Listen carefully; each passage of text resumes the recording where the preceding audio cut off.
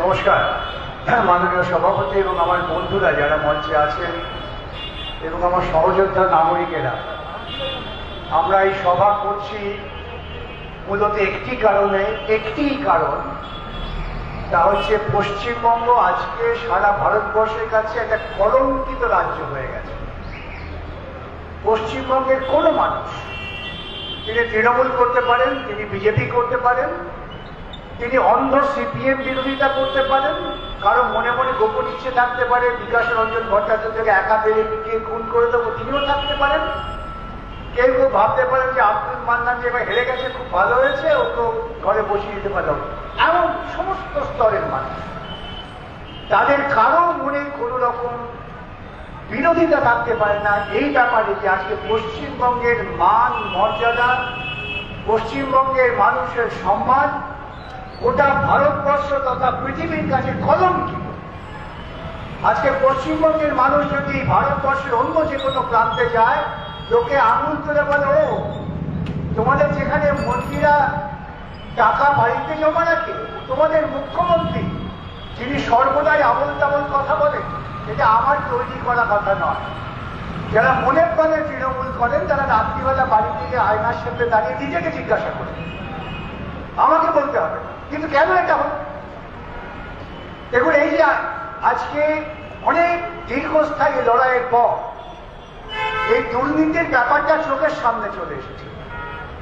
2011 সালের নির্বাচনের প্রাক্কাল থেকেই আমরা বলছি, আমরা যারা সাধারণ মানুষের সঙ্গে ঘোরাফেরা করি, যে চিট ফান্ডের টাকায় একটা দল তৈরি হয়েছে এবং চিট ফান্ডের টাকায় একটা দল নতুন করে ক্ষমতায় এসছেন। এবং আজ সকালেই আমার কাছে এক ভদ্রলোক এসেছিলেন, এখন বহু মানুষ সাহস পাচ্ছেন, তিনি এই শাসক গোষ্ঠীর খুব কাছের বৃত্তের মানুষ। তিনি এসে বলছেন, বিকাশ বাবু, দুর্নীতি কি প্রমাণ আপনি ভাবতে পারবেন না। টাকা শুধুমাত্র পশ্চিমবঙ্গে 2-4জন মন্ত্রীর ঘরে আছে তা নয়, আমাদের রাজ্যের সম্পদ লুট করে এই টাকা বিদেশে গেছে।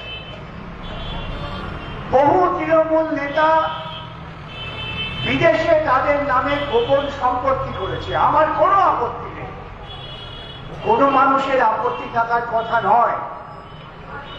যদি কেউ নিজ গুণে, নিজ যোগ্যতার নিরিখে এই অর্থ উপার্জন করতেন তাহলে আমরা গর্বিত হতাম, কিন্তু তারা পশ্চিমবঙ্গের সাধারণ মানুষের বুকের ওপর পা রেখে জুলুম করে, অন্যায় করে টাকা উপার্জন করেছে। এই জুলুমের শিকার আপনারা প্রতিদিন হচ্ছে। গরিব মানুষের ওপর কান পাতুন, শুনতে পাবেন আর্তনাদ আর চিৎকার। আর্তনাদ হচ্ছে যে আমরা তোলা ব্যতীত বাঁচতে পারছি না, কিন্তু প্রতিবাদ করতে ভয় পাচ্ছেন। কেন ভয় পাচ্ছেন? আজকে যদি এই দোকানের লোকটি বলেন তোলা দেব না, কালকে গুন্ডারা সেই দোকানটা ভেঙে দেবে। যদি পুলিশের কাছে আপনি অভিযোগ করতে যান, পুলিশ বলবে আপনার দোকান ভেঙেছে, এটা বলা যাবে। দেখছেন এনসিও বাংলা টিভির দর্শকরা, আজকে মাননীয় বিকাশ, আমি যে কথাগুলো বলছি একটা গল্প কথা নয়, লাইভ টেস্ট থেকে প্রতিদিন প্রতি মুহূর্তে এই ধরনের অভিযোগ আমাদের শুনতে হয়। যারা দেখেন লাইভে যে অসহায় মানুষ বলেন যে আপনি কিছু করুন, সেই নিয়ে আজকে প্রতিবাদ আমরা আমাদের সীমিত স্বার্থের মধ্যে এত মানুষকে বোঝাবার চেষ্টা করছি জিনিস, এবং আমরা রাজনৈতিক স্তরে লড়াই হতে পারে, হোক রাজনৈতিক দর্শন লড়াই, আমরা তুলে ধরছি। একটা গোটা প্রশাসনকে কাজে লাগিয়ে একটি রাজনৈতিক দল ক্ষমতায় এসে দিনের পর দিন চৌর্যবৃত্তির সঙ্গে যুক্ত হয়ে পড়বেন, এটা পশ্চিমবঙ্গের মানুষের পক্ষে খুব আশার বা আনন্দের কথা হতে পারে না। এবং এমন পর্যায়ে পৌঁছেছে, দেখবেন বলছেন নেতারা নির্লজ্জের মতো পাবলিক মিডিয়াতে যে আমাদের সবাইকে চোর বলবেন না। ভাবুন তো, রাজনৈতিক দলের নেতা যখন বলেন যে আমাদের সবাইকে চোর বলবেন না, তার মানে ও জানেন ওদের মধ্যে কিছু কিছু লোক চোর আছেন। চোর শব্দটা আমি ব্যবহার করতে চাই না, কিন্তু ওরা নিজেরাই বলছে। ওরা বলছেন বলে আজকে চোর শব্দটা আমি প্রয়োগ করছি। আপনারা যদি জানেন আপনাদের মধ্যে কিছু কিছু মানুষ চোর আছেন, তাদের বিরুদ্ধে আপনারা কি ব্যবস্থা নেওয়ার চেষ্টা করেছেন?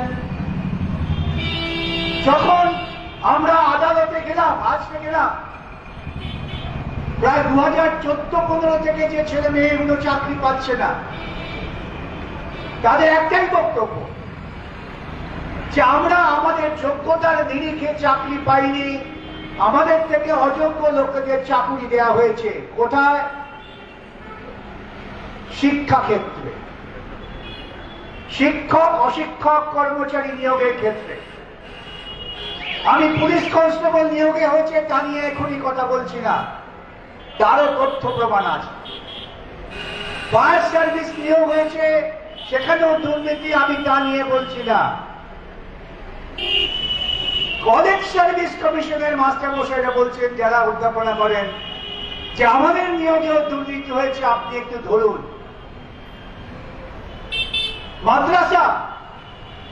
মাদ্রাসার ছেলেমেয়েরা দিনের পর দিন বিক্ষোভ করছেন, সেখানে আমরা গিয়েছিলাম। বিক্ষোভ করলে আমাদের ডাকে, এটা এমন নয় যে আমরা বিক্ষোভকে সংগঠিত করছি, এটা ভাবেন না।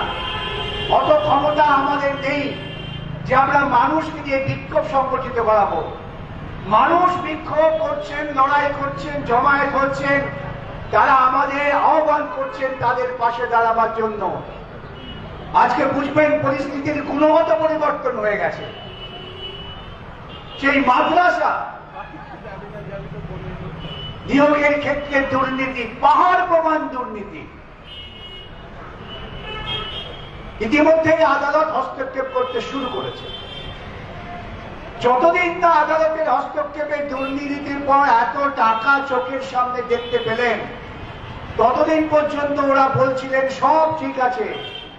ওই সব গন্ডগোলের মাথা হচ্ছে সিপিএম এর বিকাশ রঞ্জন ভট্টাচার্য। আজ থেকে না, 2014 থেকে বিভিন্ন সভায় এই কথা ওরা বলছেন।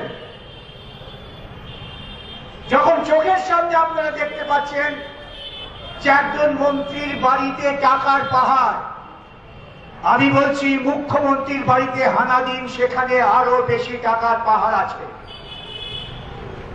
যাতে হানা না দেওয়া হয়, তাই অনবরত প্রয়াস চলছে। রাজ্যের দাবি নিয়ে ইতিপূর্বে মুখ্যমন্ত্রীরা কেন্দ্র সরকারের কাছে গেলে আমরা দেখতাম তারা সর্বদলীয় প্রতিনিধি নিয়ে যেতেন, যে রাজ্যের দাবি সব দলের দাবি। অর্থমন্ত্রী তার অফিসারদের নিয়ে ফাইলপত্র নিয়ে যেতেন। কেন্দ্র রাজ্য বিরোধ রাজনৈতিকভাবে সূত্রপাত করেছিল মুখ্যমন্ত্রী জ্যোতি বসু ও অর্থমন্ত্রী ডক্টর অশোক মিত্র। তারা কেন্দ্র রাজ্যের অর্থনৈতিক বৈষম্যের বিরুদ্ধে লড়াই করেছিলেন। কেউ কখনো কোনো প্রধানমন্ত্রীর সঙ্গে গিয়ে গোপনে দেখা করে বলতে হবে, আমরা জানতে চাই। আমরা জানতে চাই কেন ইতিপূর্বে আমরা আদালতে বলেছিলাম, একজন প্রধান বিচারপতির বাড়িতে মুখ্যমন্ত্রী চলে গিয়েছিলেন। আদালতে প্রশ্ন করেছিলাম, আমাদের জানবার অধিকার আছে, কেন একজন মুখ্যমন্ত্রী প্রধান বিচারপতির বাড়িতে যাবেন? দুর্নীতি আজকে আপনার আমার রন্ধ্রে রন্ধ্রে প্রবেশ করেছে। আমার আপনার সন্তানেরা এখন আর অন্যের সম্পদ নেওয়া, অন্যের ধন নেওয়া, অন্যের টাকা নেওয়াকে অপরাধ মনে করছে না। একটা গোটা প্রজন্মকে তারা দুর্নীতির সঙ্গে আপোষ করিয়ে দিচ্ছেন। আমাদের স্কুলের বাচ্চারা মিড ডে মিলে একটা ডিম পায় না। কেন্দ্রীয় সরকারের যে পোষণ প্রকল্প, পুষ্টি প্রকল্প, রাজ্যসভায় প্রশ্ন করেছিলাম, পশ্চিমবঙ্গে তার টাকা খরচ হয়নি। বাচ্চাদের পুষ্টির জন্য টাকা এই রাজ্য সরকার খরচ করতে পারে না। সেই রাজ্য সরকার আমার আপনার পয়সা তৃণমূলের কর্মীদের বাড়ির উপার্জিত পয়সা, কারো জমিয়ে থাকা কালো টাকা নয়, সেই পয়সা দেয়া হচ্ছে বিভিন্ন ক্লাবগুলোকে। কেন? আমার আপনার ঘরের ছেলে ক্লাবে যায়, তুমি ক্লাবকে টাকা দিচ্ছ রাজস্ব থেকে, উদ্দেশ্য কি? পুজো, দুর্গা পূজা বাঙালির অন্যতম শ্রেষ্ঠ উৎসব এবং পূজা আজ থেকে নয়, আমার জন্মের আগে থেকে।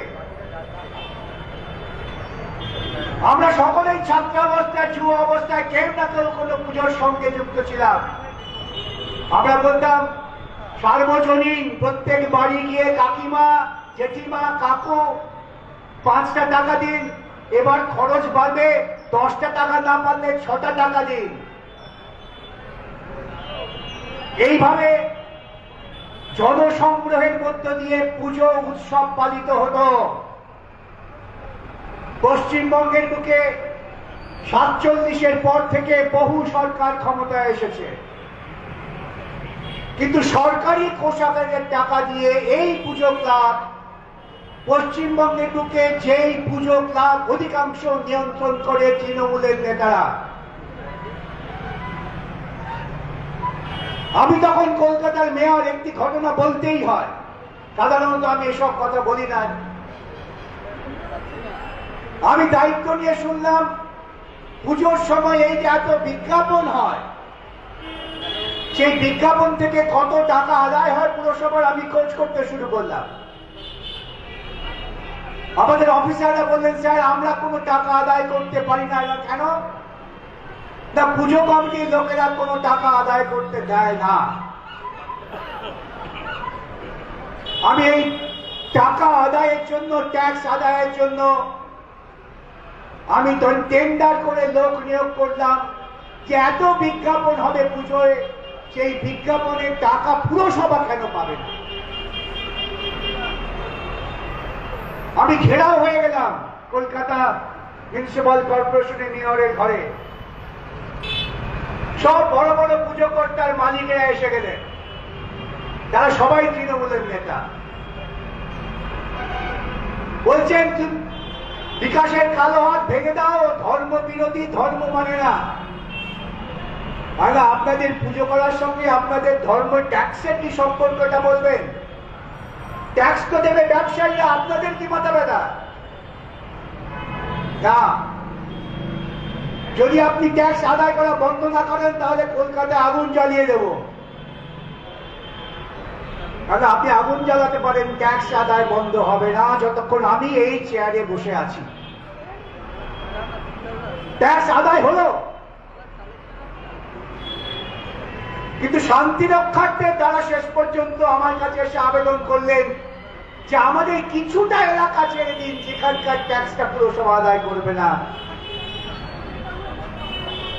আমি প্রশাসনিক কারণে ওই ছাড় দিয়েছিলাম। আমি তারপর তৃণমূল নেতাদের জিজ্ঞাসা করেছিলাম যে পুজো নিয়ে আপনাদের এত উন্মাদনা কেন? সন্তোষ মিত্র স্কোয়ারে পুজো করতেন, তখন কংগ্রেসের নেতা ছিলেন প্রদীপ বাবু, প্রদীপ ঘোষ, মান্দান সাহেব চিনবেন।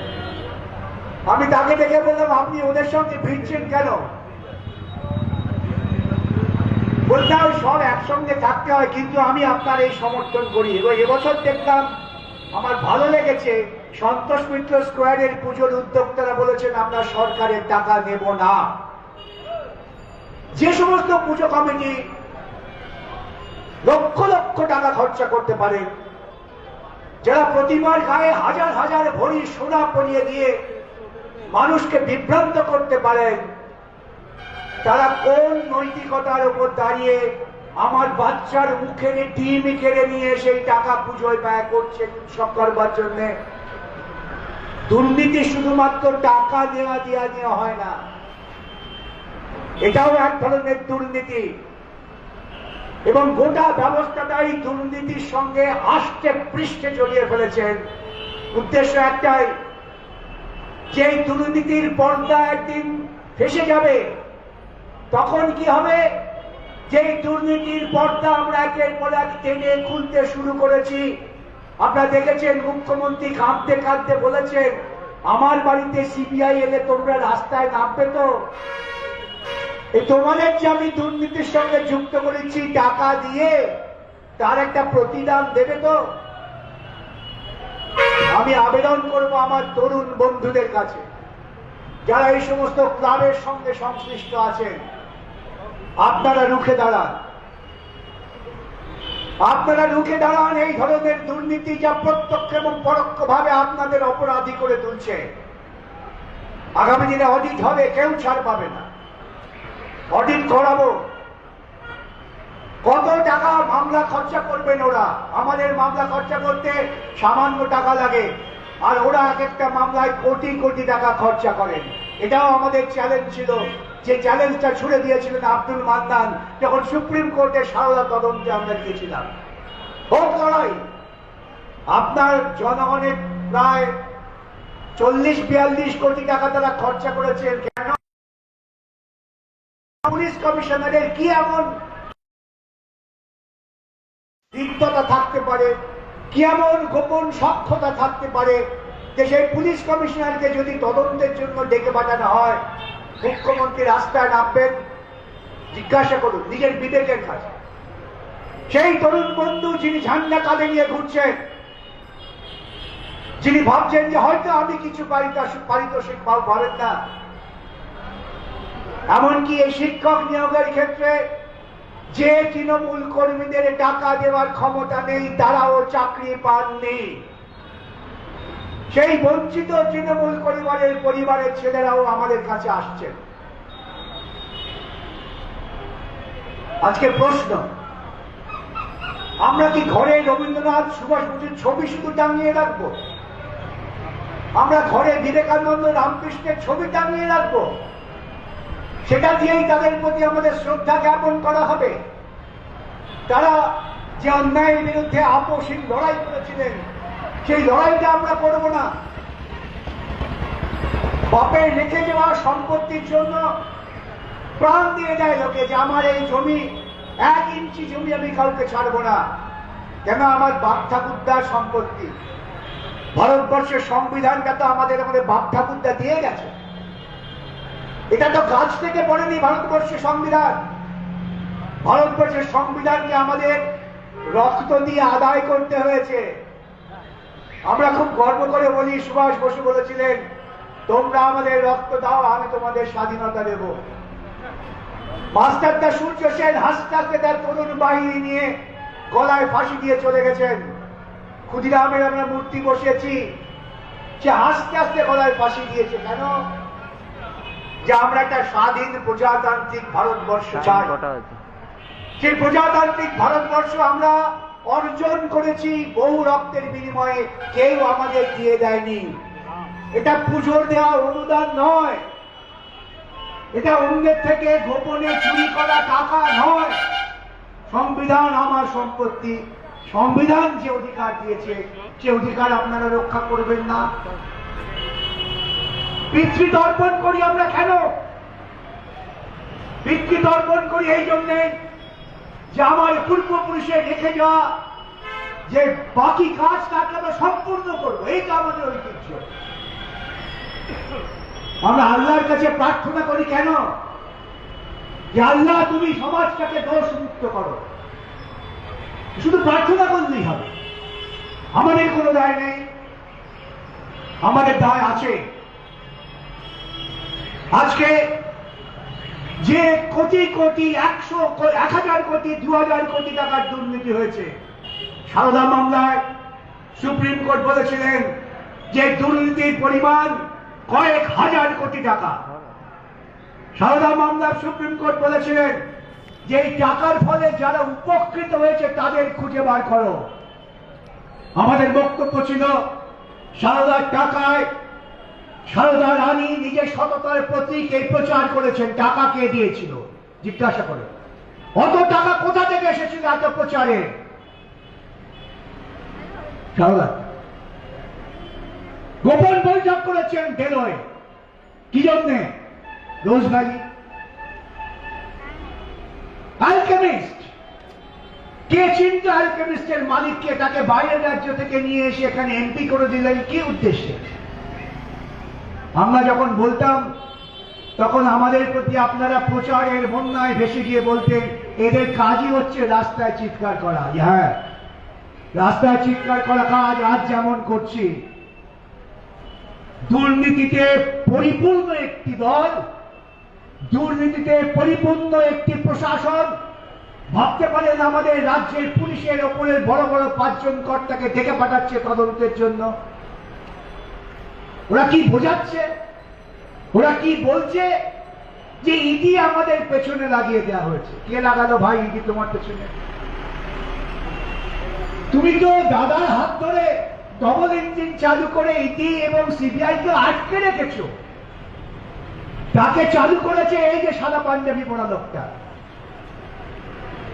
আমরা চালু করেছি, আদালতকে বলেছি সংবিধান রক্ষার দায়িত্ব তোমার। আমার প্রশাসন যদি চুরির সঙ্গে যুক্ত হয় তুমি নির্বাক থাকতে পারো না। আদালত আমাদের বক্তব্য মেনে নিয়েছে। 2014 সালের 10ই মে সুপ্রিম কোর্টের রায় হয়েছিল, তদন্ত শুরু হয়েছিল। সেই তদন্তের গতিপথ রুদ্ধ করে দেওয়া হয়েছে রাজনৈতিক প্রভাব খাটিয়ে। চোখের আপনারা দেখছেন নেতারা হাত পেতে টাকা নিচ্ছে। আমরা মামলা করলাম তখন কলকাতা হাইকোর্টের প্রধান বিচারপতি জাস্টিস চেল্লুর, তিনি সুদূর অন্ধ্রপ্রদেশ থেকে এসেছিলেন।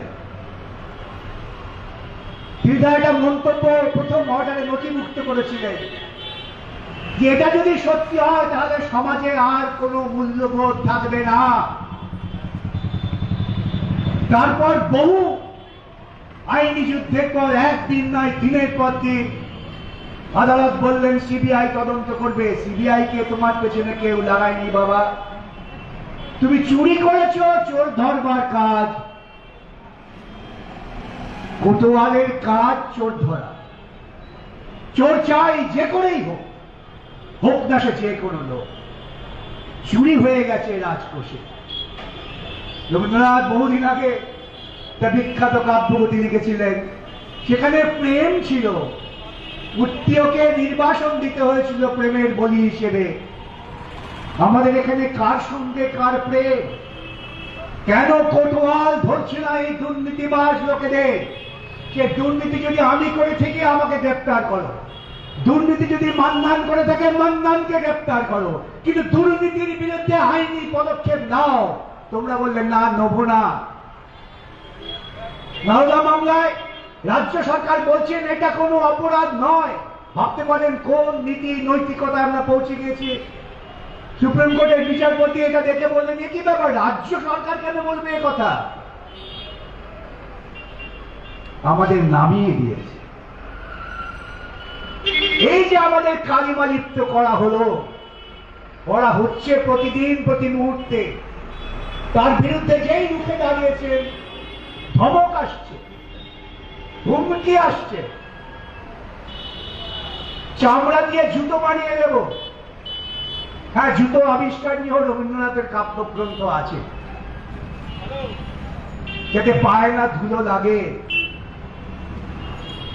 কিন্তু যাদের পায়ে ধুলো লেগে কালিমালিপ্ত হয়ে গেছে তাদের জন্য জুতো দরকার নেই, তাদের গালে জুতো দরকার। আগামী দিনে মানুষ তাদের চামড়া দিয়েই তাদের গালে জুতো পরাবে, সেই দিকে আমাদের লক্ষ্য স্থির করতে হবে। বলা হচ্ছে অমুককে চোর বললে এক ঘুষি মেরে দেবো। একবারও সাহস করে বলতে পারছেন না যে আমাদের দলের মধ্যে যারা চোর আছে, যাদের আমরা চিনি, তাদের নাকে ঘুষি মারবো। পারছেন না। জেলের ভেতর থেকে অনুব্রত হুমকি দিচ্ছেন, এখানে দিদির বুকে কাঁপুনি ধরছে। কোটি কোটি কিছু নয়, 1000 কোটি তাও বোধহয় কিছু নয়। এবং এইসব টাকা কোত্থেকে আসছে?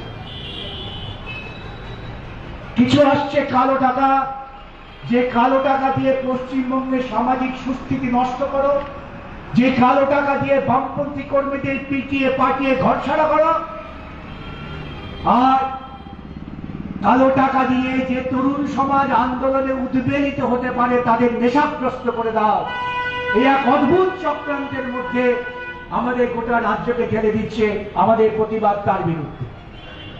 আমরা মানুষের কাছে আবেদন করতে চাই, এটা ভাববেন না আমাদের কারো কোনো ব্যক্তিগত লড়াই, এটা ভাববেন না আমাদের কারো সঙ্গে কোনো ব্যক্তিগত অসুবিধা আছে।